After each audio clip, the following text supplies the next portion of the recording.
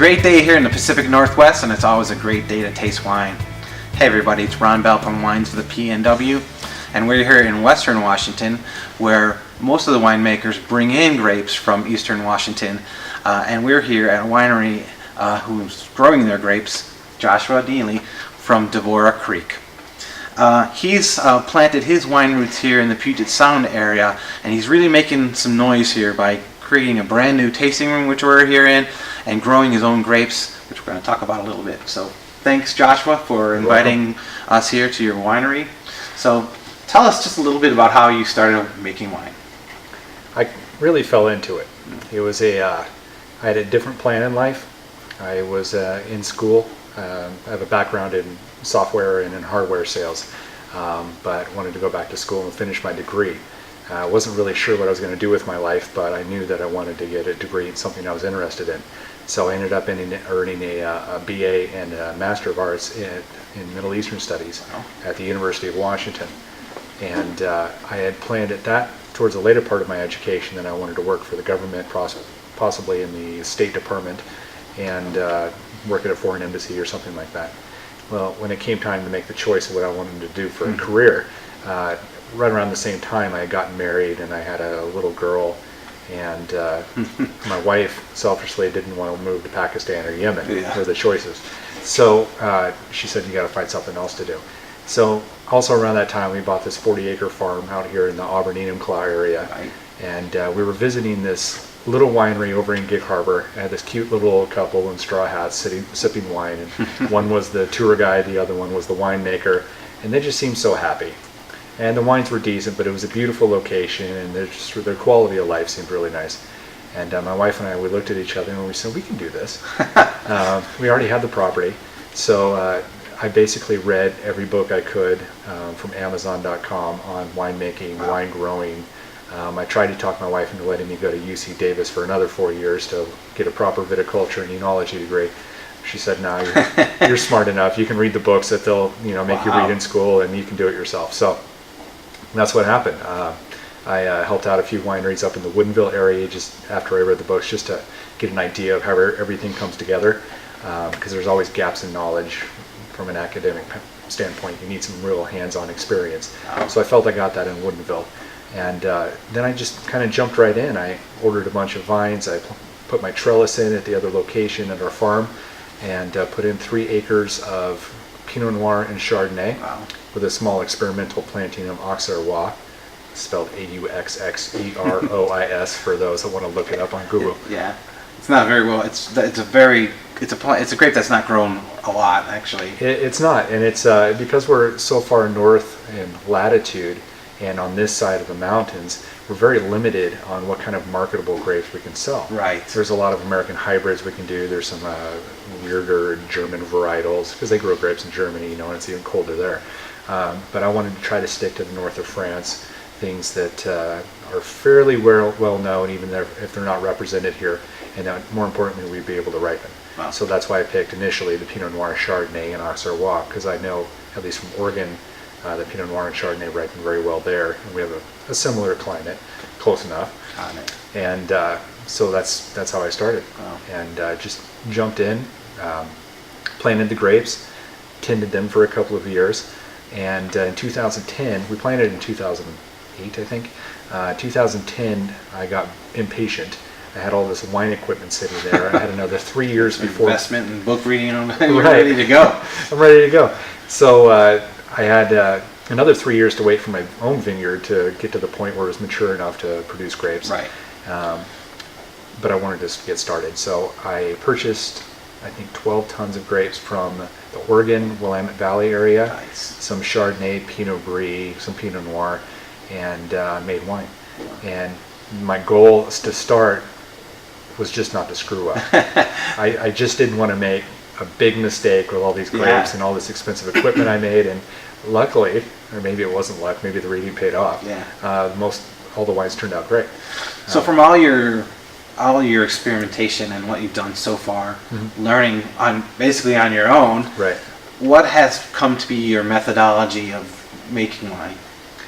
I want to let the grapes express themselves in the wine.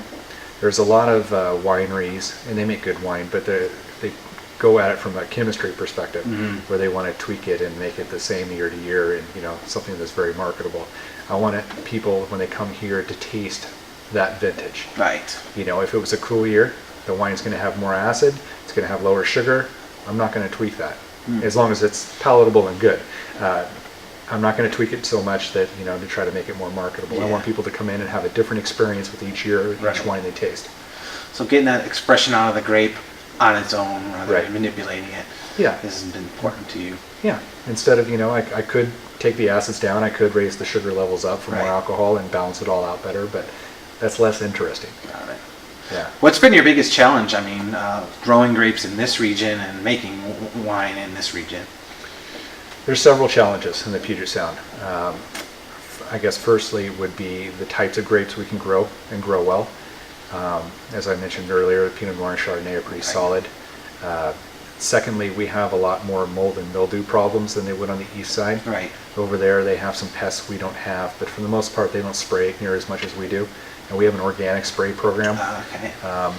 But we have to spray every 14 days. Otherwise, the mildew takes over and it eats the grapes, and Yeah. we don't have a crop. Wow. That's a challenge.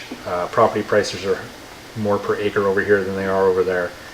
Labor is less over here than That's true. less of a labor pool, higher pay for them here as opposed to Eastern Yeah. Washington.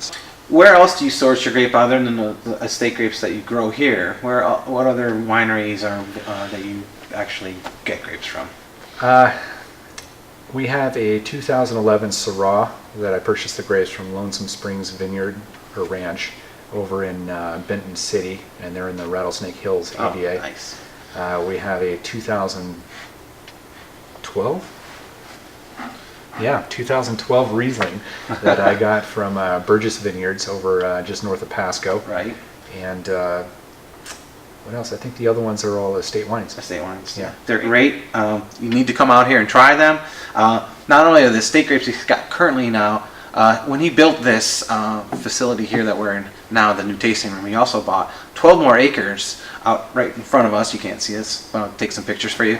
And what are your plans for those acres? Well, we have 17 acres total here, but we have 12 acres that are prime in between us and the road to plant grapes. It has a nice slope. It's not too bumpy. There's not going to take a lot of money in for landscaping to make it a nice vineyard. Right. So yeah, I'm going to plant a vineyard. So this property would be ideal for white grapes. Got it. Not so much red grapes. We're going to keep our other property for red grapes. We're going to expand the Pinot Noir plantings over there, but here I want to plant Pinot Gris, more Chardonnay, probably Auxerrois, varietal few people have heard of called Cigareb. Okay. And that's from north of France, South Germany. It's a light floral aromatic wine that's really beautiful. And probably Müller-Thurgau, which is another southern German light varietal. Nice. So we would like to specialize in just estate wines. Yeah. We're always going to bring some heavier reds from Eastern Washington because they can do it better than we can. Right. Also because I like heavier red wines. Yeah. But A lot of us do. yeah, a lot of people like red blends these days. Right. So I'll always have some of that, but I would like to have maybe a 70-30 split in favor of our estate wines. Yeah. Great. That's what's going to differentiate us from the other 700 wineries, 800 wineries in Washington State. Because most of them are making fantastic wine. How are we different? We grow our grapes here in the west side. Yeah. Yeah. And That's exciting. it is exciting. Yeah, It's a lot of work, but it's very exciting. Well, where can people find your wines? Right now, you can get our wines through our wine club. Okay. You can get our wines here in the tasting room. We're at Auburn Wine and Caviar, located in Oh, Auburn, yeah. Washington. Right. C And, Street, right? Yeah, on C Street. It's that street that runs along the train tracks. or there. I think. Oh no, it's the other A side of C Street. Street. It's A Street. A Street, yeah. folks. Sorry, get my letters mixed up. And hope to be in going through a distributor rather soon. So Nice. hopefully you'll be able to find it at a grocery store near you. Great. But for right now, you have to come to the tasting room or sign up in our wine club. Right. And you can't miss it. There's a big sign out front. Come on in. You'll see the sign when he's open. What are the hours here? How can people come visit you?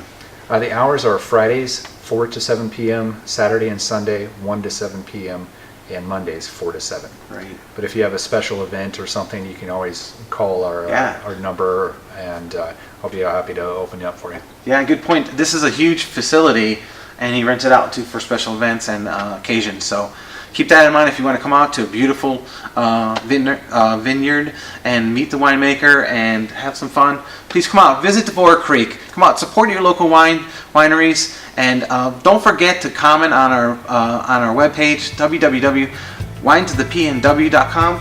Thanks, Joshua. Thank We you. appreciate it. And let us know what you're drinking tonight. Thanks, folks.